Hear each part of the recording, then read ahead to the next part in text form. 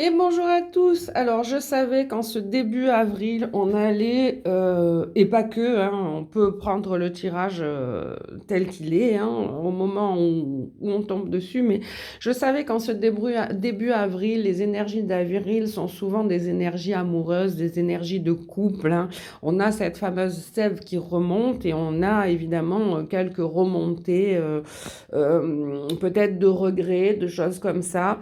Alors, c'est de ça qu'il est question ce matin, hein, et je pensais que les cartes étaient tombées en grand nombre sur la dernière ligne en me disant, ouh là là, est-ce que je ne fais pas une erreur de les garder? Mais comme à leur habitude, c'est les guides qui décident et le jugement personnel n'a rien à voir là-dedans et on va voir pourquoi il en est tombé autant sur la fin. Je vais toutes vous les lire, mais en gros, il est question de regret et on va cibler un petit peu pourquoi aussi. Alors, ça ne vaut pas la peine d'attendre. Cette carte, malheureusement, elle est très très claire. C'est-à-dire que là, à l'heure actuelle, il y a peut-être des gens qui sont restés 1 an, 2 ans, 3 ans, voire 4 ans à attendre quelqu'un parce que ils ont des regrets. Ils ont des regrets.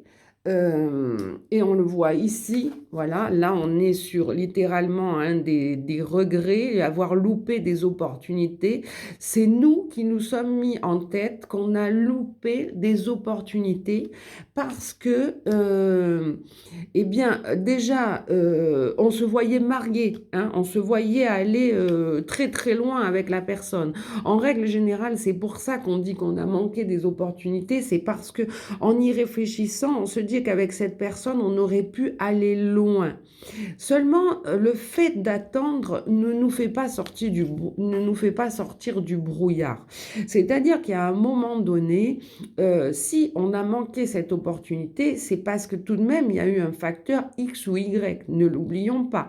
Donc, on a quand même cette projection qui est d'attendre encore. Évidemment, si jamais la personne s'était trompée, s'en aperçoit, revenez vers vous. Donc, ça nous met dans le doute, ça nous met dans un chemin qui est brumeux parce que aucune des décisions n'a été prise d'aller de l'avant. On s'est complémenté là, on s'est mis en stand-by pendant plusieurs années de notre vie en se disant, est-ce que la personne va revenir? Seulement, il y a quand même deux choix. On pourrait séparer ces deux tas comme ça avec le passé et le mental et qu'est-ce qu'on a projeté. Donc, ce passé nous a mis dans l'attente de quelqu'un et ne nous a pas sorti du brouillard, hein, parce que on a mis des regrets, ça c'est de l'imaginaire, sur une relation avec laquelle on se voyait aller loin. Or, si on s'est séparé, on occulte quand même un fait. Soit que la personne, tout simplement n'était pas prête pour un engagement, soit que nous avons nous-mêmes mis fin à quelque chose qui aurait pu devenir un engagement par peur ou autre. Mais en tout cas, il y a eu cette cassure entre le mental qui se projetait et la réalité qui est on est toujours dans l'attente et la personne n'est pas revenue. C'est ça, la réalité de la vie, c'est ça. Et elle est peut-être pas revenue pour notre bien. Peut-être qu'à ce moment-là, quand on s'est séparé de cette personne-là ou que cette personne-là est partie, de toute façon, ce n'était pas un bon moment pour concrétiser quelque chose. Pourquoi? On va avoir cette explication de la guidance maintenant. On aura ces deux facteurs, mais moi je pense que souvent, dans ce genre de cas, on est à l'origine de quelque chose, d'une blessure qui n'est pas cicatrisée. Hein. Donc, si la personne est rentrée dans notre vie et on est parti, c'est bien pour nous faire comprendre des choses. Donc, les occulter ne mènent à rien, si ce n'est à perdre de notre temps de vie pour des gens qui ne pourront pas entrer dans notre vie parce qu'on n'a pas fait le deuil des gens qui en sont sortis. Alors, pourquoi je vous dis tout ça et qu'est-ce que nous disent les guides? Trop tôt. Et ça, je suis d'accord. Mais alors, à 100% avec les guides, tu prends les choses trop au sérieux, trop rapidement. Prenez le temps de vous connaître avant de vous engager pleinement. Que ce soit avec la personne ou que ce soit vous-même, arrêtez de forcer les choses et de penser qu'à la deuxième ou troisième rencontre, déjà bien souvent à la première on a couché. Ce qui est une erreur fatale, fatale. Non-respect du corps, regret dans le futur après de s'être investi avec quelqu'un qui ne le méritait pas, ou regret d'avoir interagi avec une personne dans la précipitation. Hein. TikTok, tous ces facteurs de réseaux sociaux sont dans la précipitation. La vie réelle est dans l'attente. Hein. La graine qui germe, les saisons, les choses comme ça. Donc déjà, trop tôt peut être déjà un facteur pour lequel on va ressasser parce qu'on va se dire pourquoi j'ai fait ça, pourquoi je l'ai aimé trop tôt, pourquoi je me suis donné trop tôt. Or déjà, de l'autre côté, ça donne un aspect qui est faux à la personne, qui est déjà d'être quelqu'un de trop peut-être facile ou qui présente trop d'attentes d'engagement. On est trop tout. On fait limite peur. Quand on est trop tout, ça veut dire qu'on est dans le manque. Ça veut dire qu'on n'est pas dans son être intérieur. Ça veut dire qu'on n'a pas pris le temps des choses. Voilà, donc ça c'est un premier jet que nous disent les guides. Pas engagé. Alors on va la lire. Tu es toujours en train de courir après ou d'être poursuivi. Tu dois être prêt à t'engager avec une personne. On a là encore le même facteur. Soit la personne ne veut pas s'engager et on s'est donné trop tôt et on a eu trop de sentiments trop tôt. Soit c'est nous-mêmes qui ne sommes pas prêts à nous engager, auquel cas on va donner des espoirs à quelqu'un et des regrets à nous parce qu'on aura mal agi vis-à-vis de cette personne puisqu'on n'a pas encore assez guéri nos anciennes blessures pour un vrai engagement. Et on le retrouve ici avec encore une fois l'indécision. Tu as peur de faire des erreurs, donc tu n'oses pas t'engager dans un sens ou dans un autre. On a encore à la fois, ça marche encore pour les deux personnes. L'indécision, c'est bien ça, c'est bien la peur à chaque fois. Pourquoi on ne s'engage pas par peur, soit d'être tenu, enlacé par quelqu'un, hein, soit de nos propres craintes de liberté. Donc on se met dans l'indécision, on se met dans la cristallisation, on se met dans les regrets, on se met dans un flux de chi qui est bloqué. La peur, je vous en ai parlé. Eh bien, qu'est-ce qu'elle va faire? On va être sur nos gardes. Tu te sens seul parce que tu es trop distant. Tu fais confiance aux autres et tu ouvres ton cœur. Donc, on a encore une fois être trop distant. Pourquoi? Parce qu'on a trop donné trop tôt. Du coup, on est dans le regret. Donc, du coup, on s'est déjà donné et puis on prend de la distance. Donc là, on est encore dans le chaud et froid.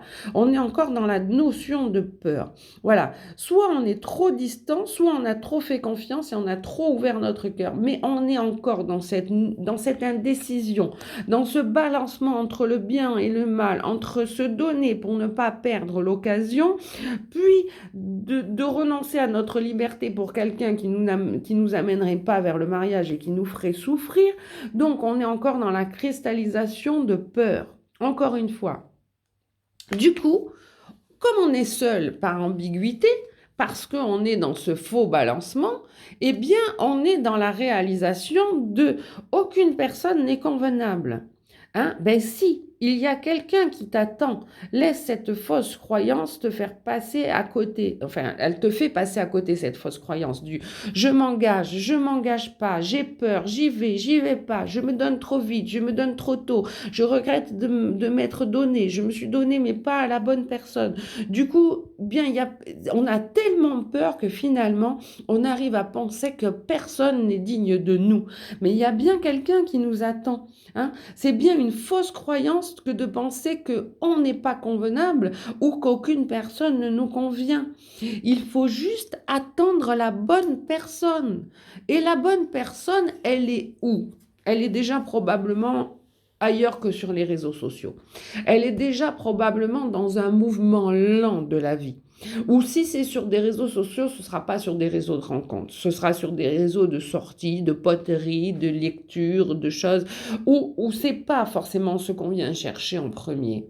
Hein, parce que en fait, indigne. Tu mérites une relation incroyable, fais des démarches pour guérir le doute sur toi-même.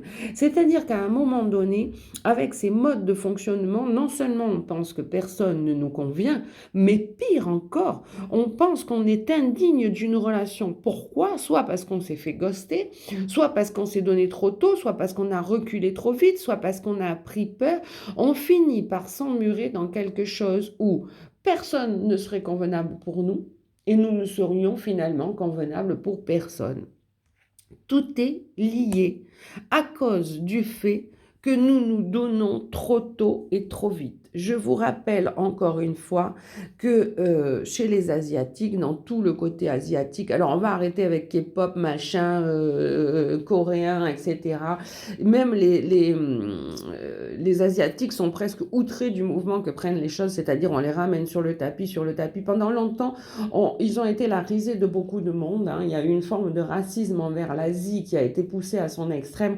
On a un revirement de la guidance, on a un revirement des guides qui maintenant nous prônent combien l'intelligence de ces Asiatiques. Mais il ne faut pas tomber dans l'excès de trop... maintenant, on est dans une espèce de mode où on ne veut plus que des Asiatiques. Attention, enfin, je veux dire, il n'y en aura pas pour tout le monde déjà, hein, mais surtout attention de ne pas piétiner leurs valeurs, que ça ne devienne pas un phénomène de mode. N'apprenez pas pardon, des langues asiatiques ou autres, n'allez pas chez eux visiter des temples ou autres si vous n'avez aucune culture dans ce sens-là. Voilà, il faut pas maintenant tout miser dans des choses où plus rien n'existe autre que l'Asie.